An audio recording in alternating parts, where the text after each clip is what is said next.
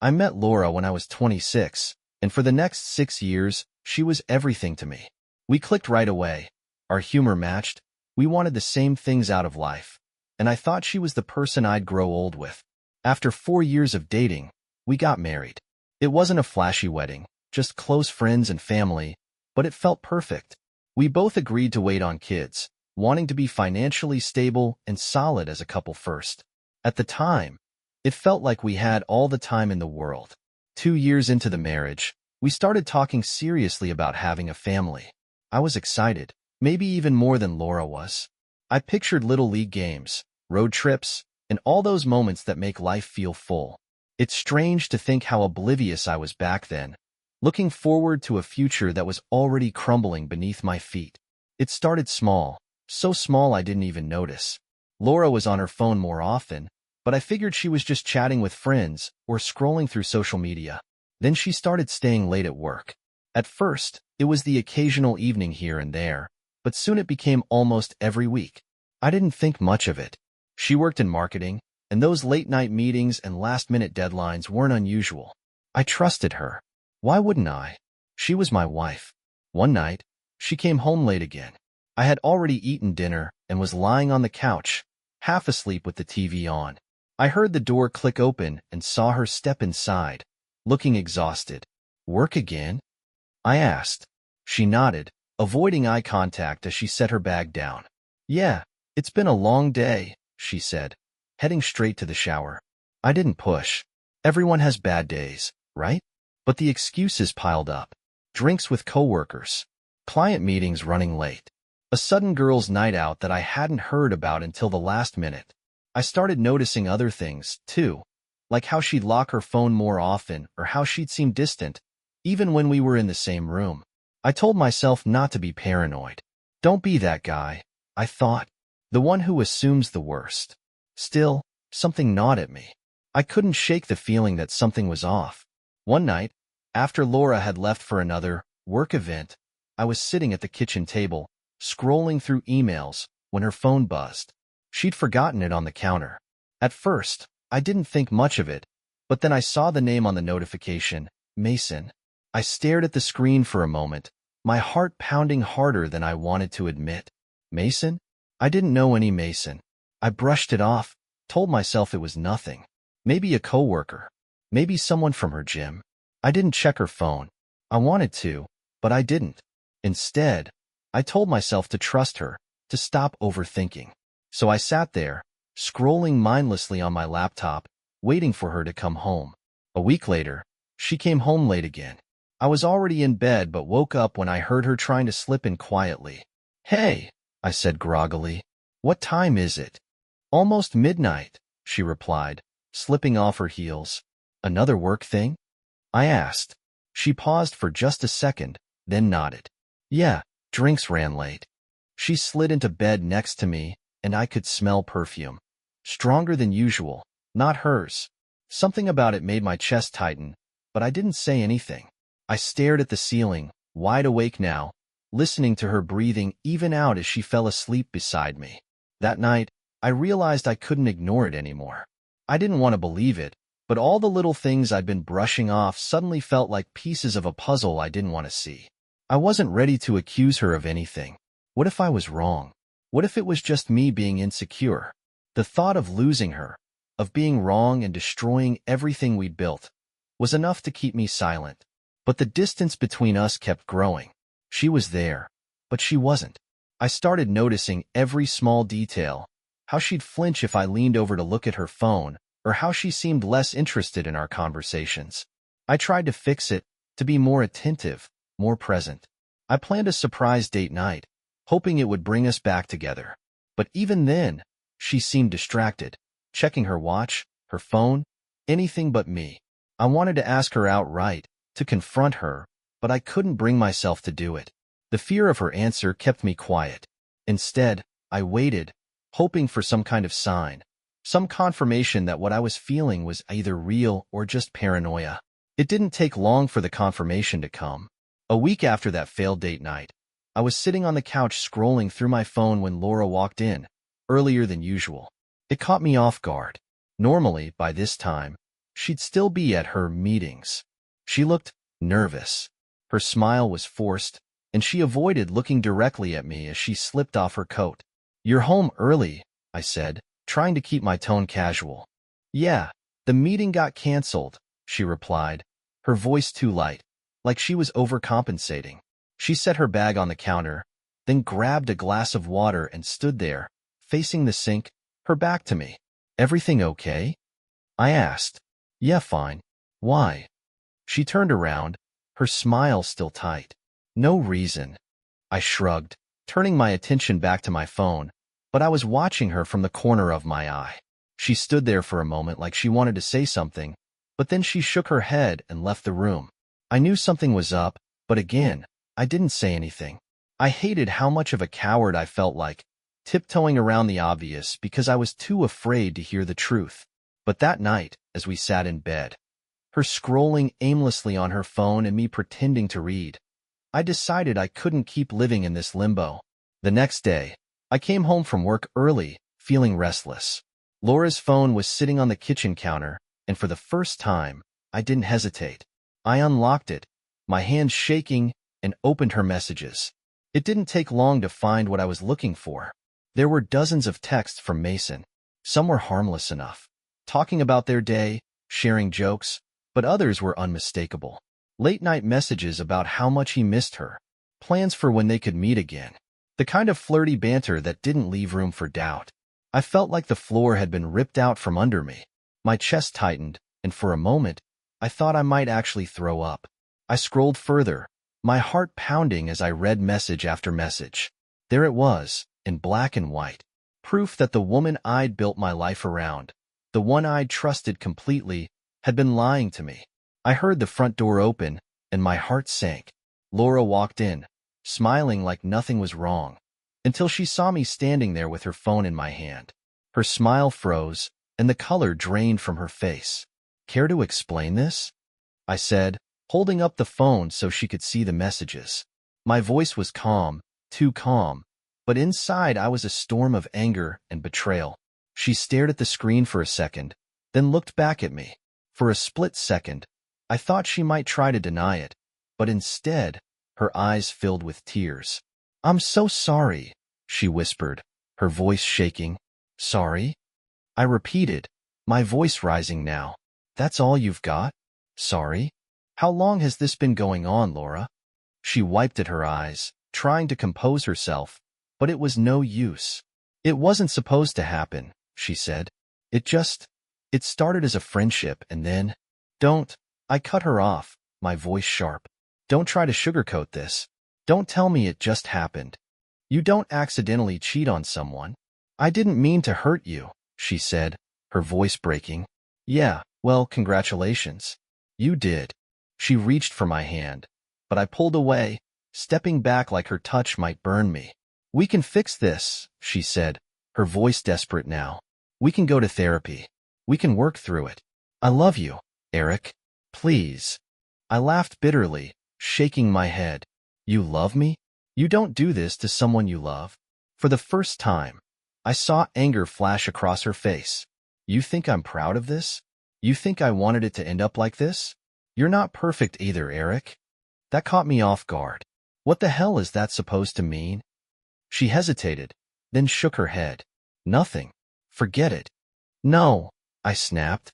"You don't get to turn this around on me. You're the one who cheated, Laura. You don't get to play the victim here." Her shoulders slumped, and she looked away, the fight draining out of her. "I'm sorry," she whispered again, her voice barely audible. For a long moment, neither of us said anything. The weight of everything hung between us, suffocating and inescapable. Finally, I spoke. "I want a divorce." Her head snapped up, her eyes wide. "Eric, no. Please. We can fix this. I'll do whatever it takes. Just don't give up on us." "There is no us," I said, my voice cold. "Not anymore."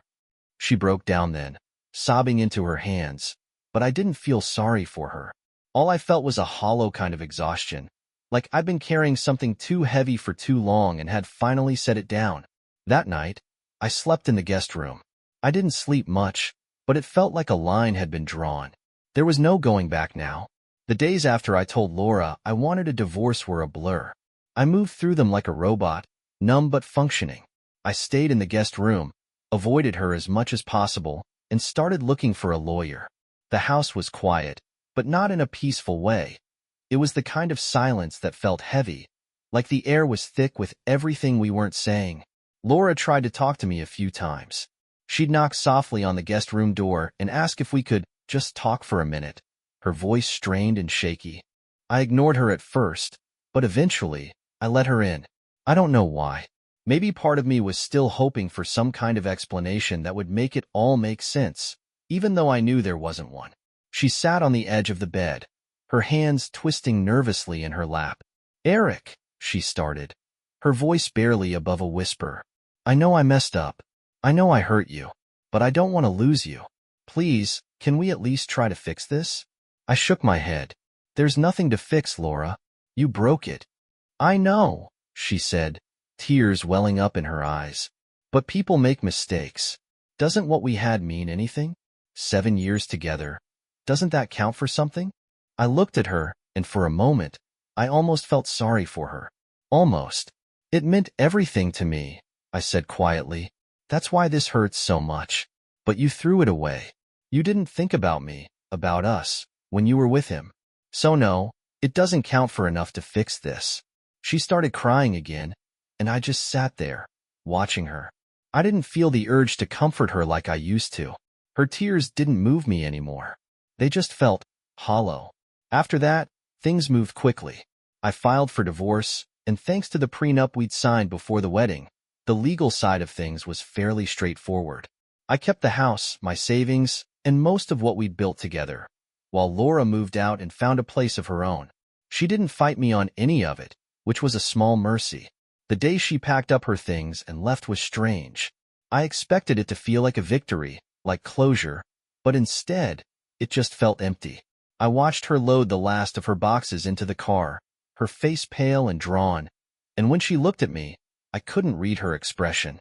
She didn't say goodbye, and neither did I. After she left, I sat on the couch, staring at the spot where her keys used to hang by the door. The house felt too big, too quiet, like the walls were closing in on me. I tried to distract myself, watched TV, cleaned the kitchen, went for a run, but nothing worked. That first night alone was one of the hardest. I lay awake for hours, staring at the ceiling, my mind racing with everything that had happened. Over the next few weeks, I started putting the pieces of my life back together. I threw myself into work, taking on extra projects to keep busy. I went out with friends more, even reconnected with a few people I hadn't seen in years. Most of them didn't ask about Laura, and I didn't bring her up. I wasn't ready to talk about it, and honestly, I didn't want their pity. Therapy became part of my routine, though I wasn't exactly enthusiastic about it at first. I didn't like the idea of sitting in a room and spilling my guts to a stranger, but my sister, Emma, convinced me to give it a try. "You've been through a lot," she said. "It might help." To my surprise, it did. My therapist helped me see that my feelings, anger, betrayal, sadness, were normal, even if they felt overwhelming. She also helped me understand that what happened wasn't about me. It was Laura's choices, her issues, that led to the affair, not something I did or didn't do. It didn't erase the pain, but it made it a little easier to carry. 3 years went by like that. I wasn't completely healed, but I was better. I'd built a life for myself that didn't revolve around Laura or what she'd done to me. I dated a little, though nothing serious. Trust didn't come easily anymore, and I wasn't ready to let anyone in. But I was okay with that. I liked the quiet stability of my new life. Then, one afternoon, everything came rushing back. I was at the grocery store, picking up a few things for the week, when I heard a voice I hadn't heard in years. "Eric?" I turned around, and there they were, Laura's parents, Susan and Paul. I hadn't seen or spoken to them since the divorce, and the sight of them brought a flood of memories I'd rather have left buried. "Hi," I said stiffly, glancing around like I might find an escape route. Susan's face lit up with a kind of nervous hope, while Paul just looked uncomfortable. "It's been so long," Susan said, her voice wavering.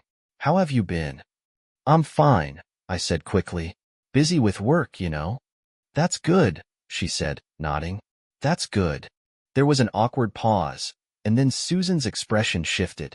Listen, Eric. I know this is unexpected, but we need to talk to you.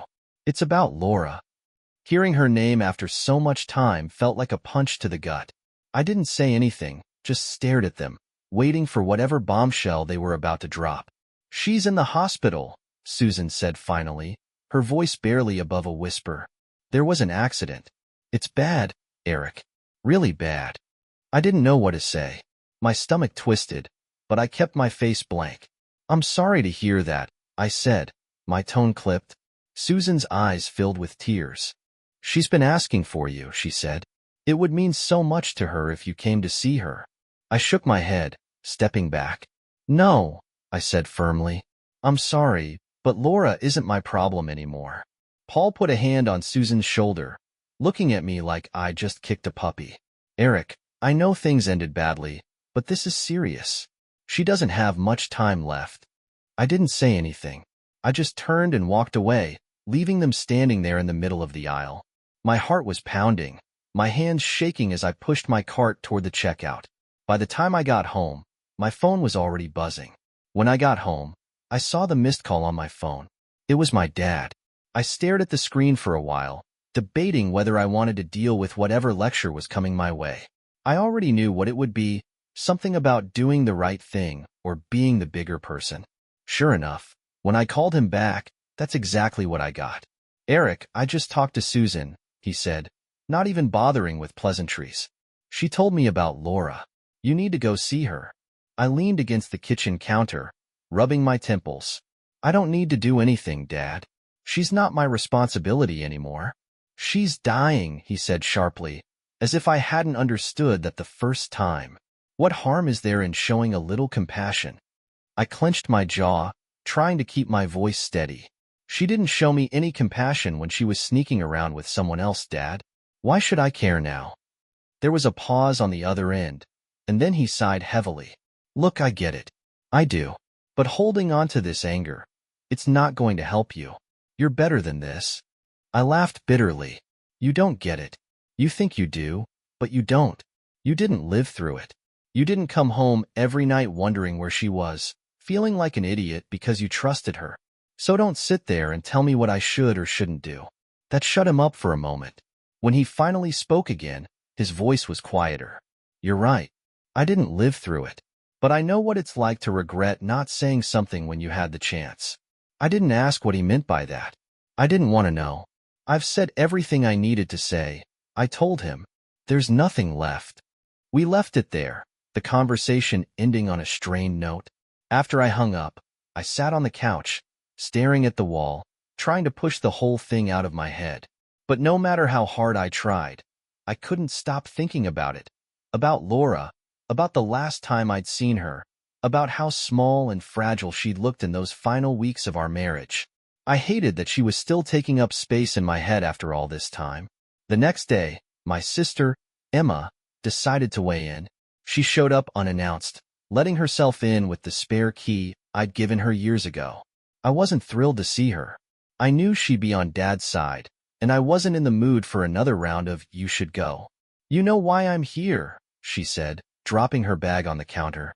Let me guess, I said dryly. Dad called you, and now you're here to guilt-trip me too.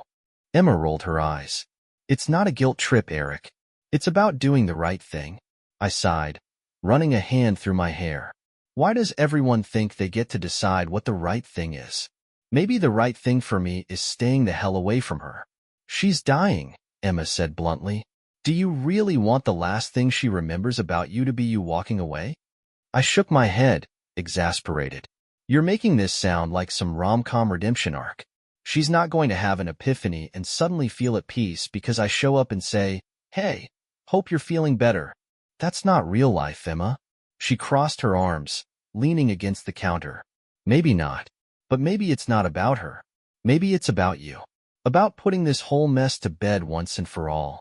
Her words stuck with me, even though I didn't want them to. I hated that she had a point. I hated even more that she was probably right. But I didn't say that out loud. Instead, I told her the same thing I told Dad. I'll think about it. She left not long after, giving me a look that was equal parts frustration and pity. I hated that look. I hated how everyone seemed to think they knew what was best for me, like I wasn't capable of making my own decisions. That night, I couldn't sleep. I lay in bed, staring at the ceiling, replaying every moment of my marriage to Laura. The good, the bad, the ugly. I thought about the first time we met, the way she laughed at my stupid jokes, the way she'd squeeze my hand when we watched movies. I thought about the night I found those messages on her phone, the look on her face when she realized she'd been caught, the way my chest had felt like it was caving in as the truth came crashing down. And then I thought about her in that hospital bed, alone, waiting. I hated that the thought made my chest tighten. I hated that I still cared, even a little. The next day, I got in my car and drove to the hospital. I told myself it didn't mean anything, that I was just going to get everyone off my back. But deep down, I knew that wasn't the whole truth. I didn't know what I was hoping to find or what I'd even say when I got there. All I knew was that I couldn't ignore it anymore. When I walked into her room, the sight of her stopped me in my tracks. She looked even worse than I'd imagined, pale, gaunt, like life had already started slipping away from her. She turned her head slowly when she heard me, and for a moment, her expression was blank, like she didn't recognize me. Then her eyes widened, and she smiled faintly. "You came," she whispered. "Yeah," I said, my voice hollow. "I'm here." I didn't know what else to say, so I just stood there, the weight of the moment pressing down on me. I stood there for what felt like forever, unsure if I should move closer or turn around and leave. Laura's smile faded as she studied my face, like she was trying to figure out why I had come.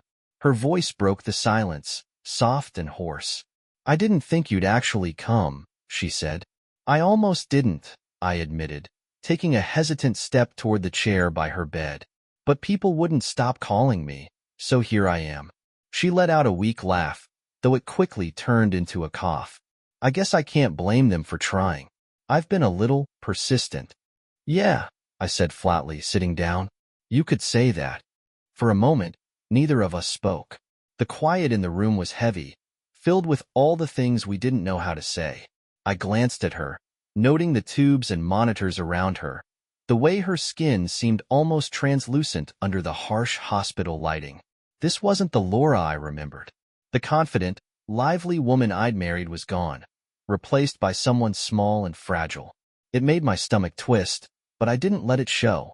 "I'm sorry," she said finally, her voice trembling. I looked at her, waiting for her to say more, but she just stared at her hands, twisting the edge of the blanket nervously. "Sorry for what?" I asked, my tone sharper than I intended. Her eyes filled with tears as she looked up at me. "For everything," she said. "For hurting you, for betraying you, for ruining everything we had." I didn't respond right away. I didn't know how. Part of me wanted to lash out, to remind her of all the pain she'd caused, to tell her that sorry wasn't enough. But another part of me, the part that had spent the last 3 years trying to move on, just felt tired. "I don't know what you expect me to say," I said finally. "You think an apology is going to fix this? That it's going to erase everything you did?" "No," she said quickly, shaking her head. "I don't expect that. I needed you to know. I needed to say it before it's too late." Her words hung in the air, and for the first time, I noticed the fear in her eyes. It wasn't just regret. It was the kind of fear that comes from knowing your time is running out. "You've been telling everyone you needed to see me," I said. "Why? What do you want from me, Laura?" She took a shaky breath, wiping at her tears. "I don't want anything from you. I just wanted to see you, to tell you I'm sorry in person. I didn't want the last thing between us to be anger." I leaned back in the chair, crossing my arms over my chest. "You should have thought about that 3 years ago," I said, the bitterness slipping into my voice before I could stop it. "I know," she whispered, her voice breaking. "I know I don't deserve your forgiveness, and I'm not asking for it. I couldn't go without telling you how much I regret what I did. You didn't deserve any of it." For a long time, I just stared at her, trying to process everything she was saying. Part of me wanted to believe her, to let those words mean something. But another part of me couldn't help but wonder if this was just her way of easing her own guilt. Why now? I asked. Why not say any of this when it actually mattered? She closed her eyes, a tear sliding down her cheek. Because I was a coward, she said. I didn't want to face what I'd done. I thought if I left you alone, it would make it easier for both of us. But it didn't. It just made me hate myself more. Her words hit me harder than I expected. For so long, I'd been carrying this anger, this resentment, but seeing her like this, broken, scared, and full of regret, made it hard to hold on to that anger.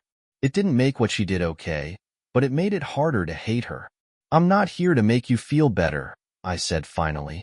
I'm not here to give you closure or forgiveness or anything like that. I came because, I don't know, maybe I just needed to see for myself that this was real. She nodded, tears streaming down her face. I understand, she said softly. I don't deserve anything from you, but I'm glad you came, even if it's just this once. I didn't respond. I didn't know what else to say. We sat there in silence for a while, the sound of the machines filling the room. It was the kind of silence that felt final, like we both knew this was the end of the road. Eventually, I stood up. I should go, I said, my voice quiet. She looked up at me, her eyes filled with something I couldn't quite place. Gratitude, maybe, or relief. Thank you, she said, for coming. It means more than you know. I nodded but didn't say anything as I turned and walked out of the room. As I made my way to the parking lot, I felt a strange mix of emotions, anger, sadness, relief. I didn't know what to make of it all, but one thing was clear. The weight I'd been carrying for the last 3 years felt just a little bit lighter. A week later, Laura passed away. My mom called to tell me, her voice soft and careful, like she thought I might break at the news. I didn't. I thanked her for letting me know and hung up, sitting in silence for a long time. I didn't feel much, just a strange, hollow ache. Not sadness exactly, but something close. The funeral came and went. I didn't go. I told myself it was because it wasn't my place anymore, but deep down, I knew I just couldn't face it. Not her parents, not the memories, not the guilt I didn't want to admit I felt. Instead, I stayed home, keeping busy with anything that didn't require thinking too hard. A few nights after the funeral, I found myself sitting in the dark, staring at the wedding photo I hadn't gotten around to throwing out yet. I thought about Laura, about the woman I'd fallen in love with, and the person she became. I thought about the good times and the bad, the mistakes we both made, and the apology she gave me at the end. And then, I let it go. Not all at once, not completely, but enough. Enough to stop letting the past weigh me down. Enough to finally see a future that didn't involve carrying her shadow with me everywhere I went. For the first time in years, I felt free.